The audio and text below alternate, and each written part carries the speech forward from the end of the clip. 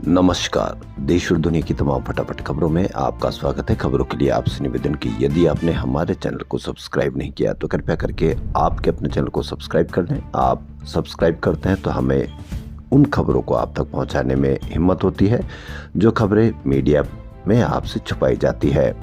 तो क्या है आज की बड़ी खबरें? जी हाँ, आपने राहुल गांधी की कहीं पर भी कोई खबर नहीं देखी होगी।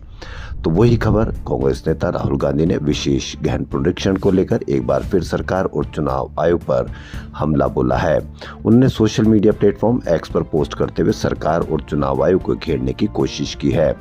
राहुल गांधी ने कहा कि सरकार ने एसआईआर के नाम पर देश भर में अफरा तफरी मचा रखी है। अब इसके नतीजे भी सामने आने लगे हैं। एसआईआर की वजह से पिछले करीब 3 हफ्तों में 16 बूथ स्तर अधिकारियों की जान चली गई, लेकिन कहीं पर भी कोई चर्चा नहीं। आपने देखा होगा कि पहलगाम में कितने व्यक्तियों की मौत हुई थी, पूरे देश में हल्ला हुआ, लेकिन इस एसआईआर पर 16 बूथ अधिकारियों की जान चली गई, लेकिन कहीं पर भी कोई खबर नहीं। राहुल गांधी ने आगे कहा कि इन बीएलओ में से कोई काम के दबाव के चलते आत्महत्या कर रहा है तो किसी की हार्ट अटैक से मौत हो गई है। आज भी सैकड़ों बीएलओ भारी तनाव में एसआईआर का काम कर रहे। देखा जाए तो एसआईआर कोई सुधार नहीं, यह एक तरह से लोगों पर थोपा गया जुल्म है। राहुल गांधी ने आगे कहा कि सरकार ने चुनाव आयोग के साथ मिलकर ऐसा सिस्टम बनाया है। अब आयोग के अधिकारी बीएलओ पर दबाव डाल रहे हैं। यही दबाव तनाव, हार्ट अटैक और आत्महत्या का कारण बन रहा है। देश के 12 राज्यों और केंद्र शासित प्रदेशों में चल रहे स्पेशल इंटेंसिव रिवीजन यानी एसआईआर अभियान के बीच बूथ लेवल ऑफिसरों की मौत चिंता का कारण बन गई है, लेकिन मीडिया पर आपको कहीं भी कोई खबर देखने को नहीं मिलेगी। 21 नवंबर की रात से 22 नवंबर के मध्य प्रदेश में 2 बीएलओ की बीमारी के कारण मौत हो गई। मध्य प्रदेश के भोपाल में 2 बीएलओ को हार्ट अटैक के बाद अस्पताल में भर्ती कराया गया। पश्चिम बंगाल में एक महिला बीएलओ ने भी आत्महत्या कर ली। मृतकों के परिजनों ने ज्यादा काम और लक्ष्य पूरा करने के दबाव को मौत का कारण बताया है।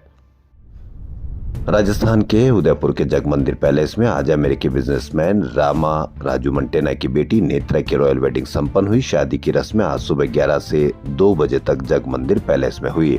इस दौरान Donald Trump junior girlfriend Bettina Anderson के साथ पहुंचे। उन्होंने व्हाइट कलर का जोधपुरी सूट पहना।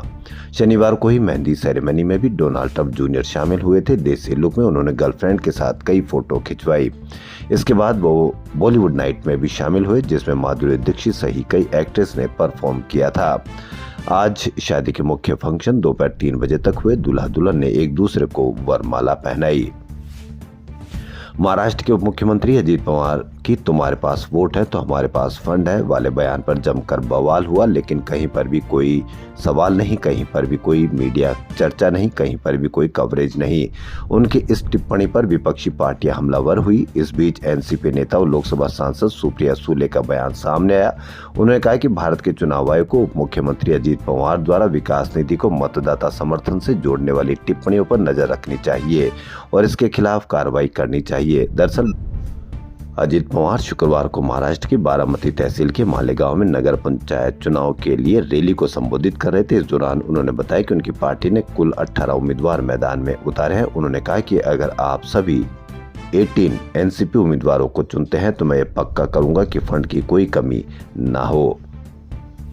भारत और साउथ अफ्रीका के बीच टेस्ट सीरीज के बाद वनडे क्रिकेट खेला जाना है। इन सीरीज के लिए अब टीम इंडिया का ऐलान भी हो गया। गुवाहाटी में दूसरे टेस्ट मैच के दूसरे दिन सिलेक्शन कमेटी की मीटिंग हुई, जिसमें केएल राहुल को वनडे सीरीज के लिए कप्तान बनाया गया है। राहुल को यह जिम्मेदारी शुभमन गिल और श्रेयस अय्यर की गैर हाजिरी के बाद दी गई है। टीम के कप्तान गिल को कोलकाता टेस्ट में चोट लगी थी, जबकि उप कप्तान अय्यर को ऑस्ट्रेलिया दौरे पर ही वनडे सीरीज के दौरान चोट लगी थी।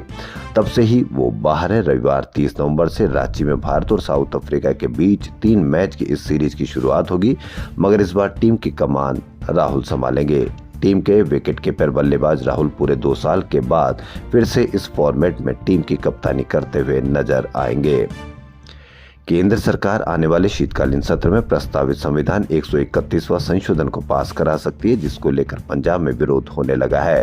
पंजाब की आम आदमी पार्टी अब इसके खिलाफ केंद्र सरकार के सामने आ गई है। आप सुप्रीमो केजरीवाल ने इसको लेकर एक्स पर कहा, चंडीगढ़ पंजाब का है और पंजाब का रहेगा। वहीं पंजाब मुख्यमंत्री भगवंत मान ने एक्स पर लिखा, संसद के आगामी शीतकालीन सत्र में केंद्र सरकार की ओर से लाए जा रहा है प्रस्तावित संविधान संशोधन बिल का हम कड़ा विरोध करते हैं। इसके साथ ही केजरीवाल ने कहा कि पंजाबियों ने किसी तानाशाही के सामने नहीं झुकाया सिर और दावा किया कि इस बिल का भी वह विरोध करेंगे।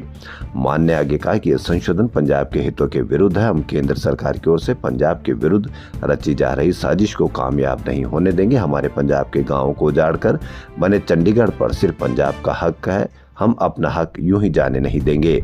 इसके लिए जो भी कदम उठाने पड़ेंगे हम उठाएंगे। आपने इसकी कहीं कोई खबर पढ़ी या कोई चर्चा देखी कि क्या है ये संविधान संशोधन? नहीं देखा होगा। पहली बार खेले गए blind women's T20 world cup का खिताब भारत ने जीत लिया। टीम ने रविवार को कोलंबो में खेले गए फाइनल मुकाबले में नेपाल को 7 विकेट से हराया।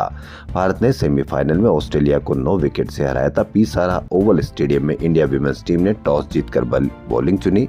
नेपाल की टीम 20 ओवर में 5 विकेट खोकर 114 रन ही बना सकी।